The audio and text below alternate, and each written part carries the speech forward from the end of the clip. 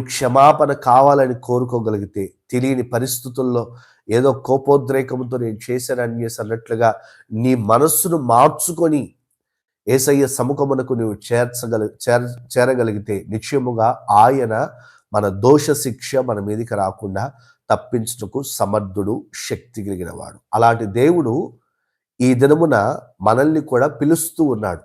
కోడి తన పిల్లల్ని రెక్కల క్రింద దాచుకున్నట్లుగా నేను మిమ్మును నా రెక్కల క్రింద సురక్షితముగా, క్షేమముగా భద్రపరచుకునే దానికి నేను మిమ్మల్ని అనేక సార్లు పిలిచాను. ఈ రోజున మన జీవితాల్లో కూడా ఈ మాటలు వింటున్నటువంటి వారిలో కూడా దేవుడు నిన్ను పిలుస్తున్నాడు.